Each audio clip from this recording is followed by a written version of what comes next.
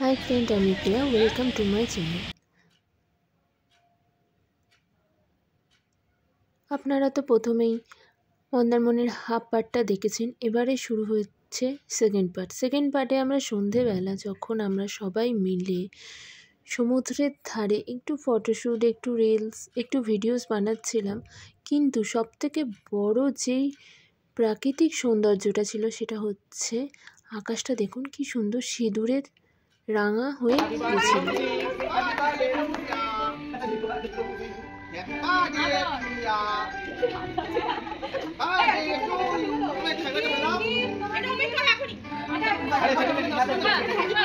খোলা ভিডিওটা হচ্ছে খোল খোল অফ খোল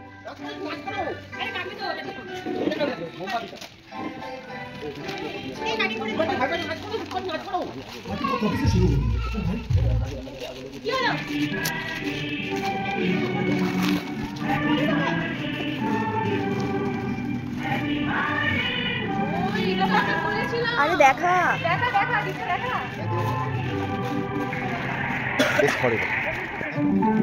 থ্যাংক ইউ মন্দারমণি তোমরা কেউ আসতে পারো। এই জায়গার কাছে এত ভালো বিরিয়ানি পাবে তোমরা ধারণা করতে পারবে না। যেমন খেতে ভালো, কোয়ান্টিটিতে ভালো, সব কিছু ভালো। আর এই ভাইয়ের ব্যবহার অসাধারণ। তোমরা আসলে তোমাদের প্রাইস কত? 120 টাকা চিকেন বিরিয়ানি, ডবল চিকেন তাও আবার। মটন বিরিয়ানি মটন এই দোকানে থাকে না। আপনারা যদি আসেন ডবল চিকেন 120 টাকায়, তাও 200 গ্রামের কাছাকাছি হবে একটা ওজন চিকেনের প্রাইস। আপনারা আসবেন, দেখতে পারেন ট্রাই করে কেমন ভালো। ঠিক আছে,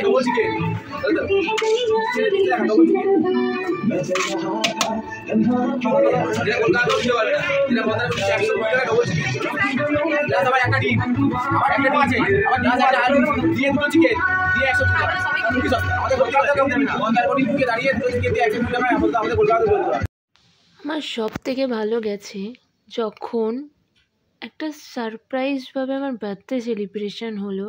থ্যাংক ইউ টু অল। তারপরে আমরা চলে গেলাম একটুখানি বিচের ধারে। ছোট্ট একটা মার্কেট ছিল মন্দারমণিতে, পাশে একটা মন্দির ছিল যেটা খুব সুন্দর, কারণ আমরা বিকেলবেলা একটু চা টিফিন এগুলোই করতে বেরিয়েছিলাম সবাই মিলে। দেখুন কি সুন্দর মার্কেটটা, ছোট ছোট শাকের সব জিনিস, ব্যাগ, অনেক কিছুই পাওয়া যাচ্ছিল, আচার, অনেক কিছু।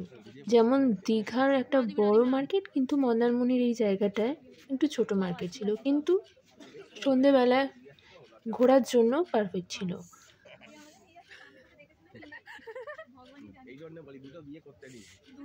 কি সুন্দর সুন্দর ব্যাগ, খুব সুন্দর ব্যাগগুলো দেখতেও খুব সুন্দর ছিল। সব টয়েস ছিল এখানে, পালসের কিছু সেট ছিল, সেই দোকান ছিল, অনেক কিছু ছিল ছোট ছোট। তারপরে আমরা চা খেয়ে চলে গেলাম আমাদের রিসর্টটা দেখছেন কি সুন্দর সুইমিং পুল, আর এই সুইমিং পুলের ধারেই আমার বার্থডে সেলিব্রেশন হয়েছিল। থ্যাংক ইউ সবাইকে, কারণ এত সুন্দরভাবে আমার বার্থডেটা যে ওরা করবে আমি ভাবতে পারিনি। পরের দিন সকালবেলা আমরা দীঘা যাওয়ার পথে বেরিয়ে পড়বো বলে তার আগে ব্রেকফাস্ট করে নিলাম। ব্রেকফাস্টে ছিল লুচি আর তরকারি, খুবই ভালো ছিল খেতে। দেখুন সবাই কীভাবে সবার ব্রেকফাস্টটা শেষ করবে সেটাই ভাবছি, কারণ আমাদের গাড়ি যে চলে আসবে যাওয়ার জন্য দীঘার পথে। সবাই এখানে গল্প করছে। এই যে ইনি খাচ্ছেন, দেখুন কেমন করে খাচ্ছে। লুটিচা ভাবছে খাবে কি খাবে না, খেয়েই যাচ্ছে। এর যেন খাওয়া শেষ হয় না। বাচ্চাটাকে কোথায় খাওয়াবে না, নিজেই খেয়ে যাচ্ছে। আর কি বলবো, সবাই তো খেতেই ব্যস্ত, খাওয়ার আর এদের শেষ হয় না, কতক্ষণ ধরে যে খেয়ে যাচ্ছে।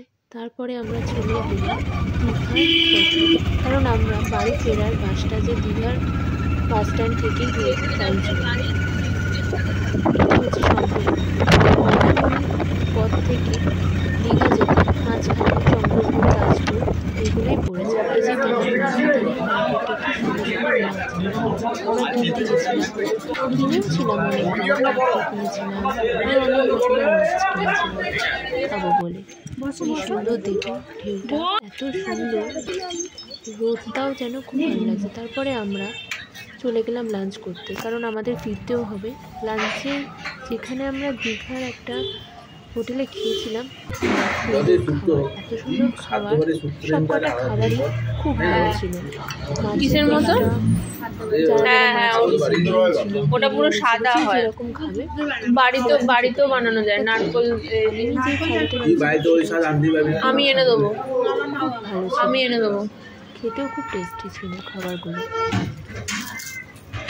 একটু ফটোশ্যুট করে নিচ্ছিলাম দীঘার বিচে বসে সবাই মিলে। তারপরে আমরা বাসে পেয়ে গেলাম, বাসে করে আমরা রওনা দিলাম কলকাতার উদ্দেশ্যে। একদিন তো আমাদের খুবই ভালো কাটলো সবাই মিলে। আমার যদি চ্যানেলটি ভালো লেগে থাকে তাহলে